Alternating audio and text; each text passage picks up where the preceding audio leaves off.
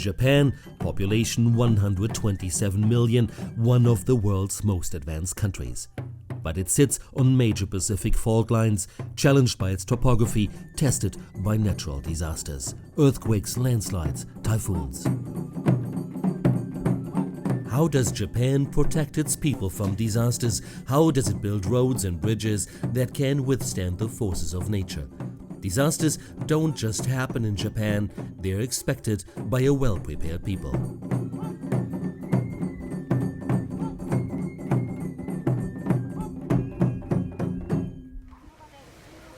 To understand Japan's relationship with natural disasters, you only need to visit Haruo Endo's restaurant in Yamanashi Prefecture. Historic photos decorate the walls, but they all show natural disasters, markers of local history that have defined people's lives here. This is a picture from 1955 when a dam collapsed.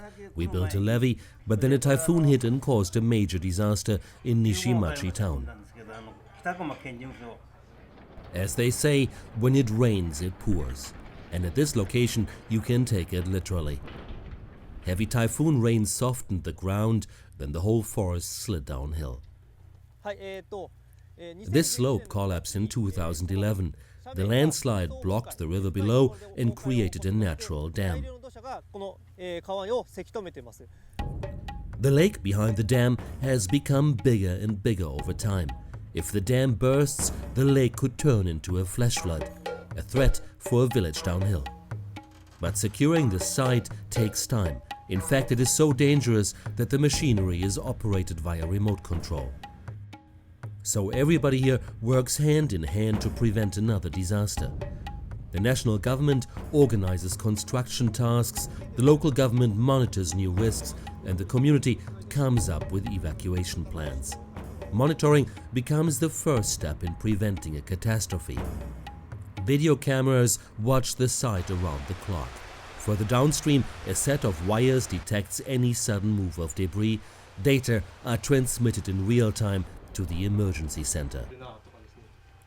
In the typhoon season, the center is staffed around the clock and can issue evacuation alerts. The village downhill will immediately be warned with sirens.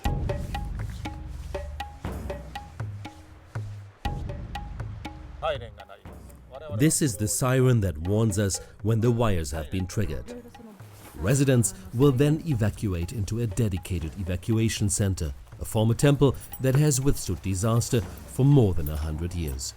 Everybody here knows, historically, this is the safest place in the village. The population of the village is about 70 to 80 people. All residents can stay in this building. But the goal, of course, is to avoid landslides altogether, not only when building roads like this one. This concrete grid design can be found all over Japan and has helped to prevent many worst-case scenarios. It secures mountain slopes and is anchored deep into the ground. Part of a whole set of engineering techniques called Sabo. I'll show you what happens when a mountain at risk of a landslide is not secured with this grid.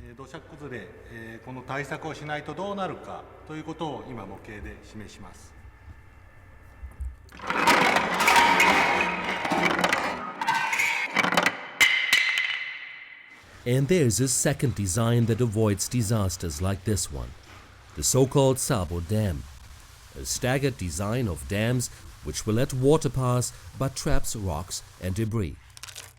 Without these dams, a little avalanche can transform into a large landslide.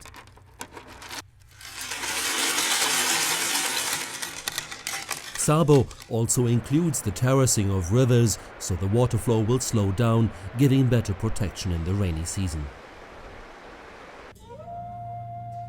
The Japanese Sabo techniques evolved over many centuries. They are history's answer to the forces of nature. The 16th century Japanese map shows how to control a river with Sabo techniques.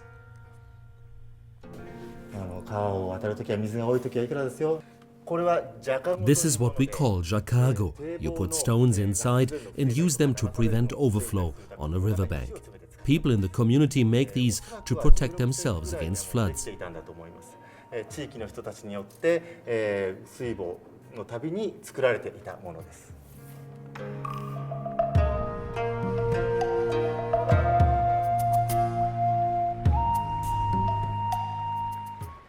This construction site for a highway, including an overpass in Osaka, is an example of best practice in disaster prevention. When the engineers planned this project, they made sure that Sabo techniques, building dams, grids, water management, was part of the planning process. Neighboring landowners are being consulted on the design that would best prevent landslides. Structures are built to withstand major earthquakes. This bridge has giant shock absorbers made from specialty rubber. The material does not bounce and can almost fully absorb the energy of an impact. Water that passes down from the Sabo dams will be channeled away by huge drainage pipes before it can create havoc. This drainage pipe is 2 meters wide and 35 meters long. The expressway is above.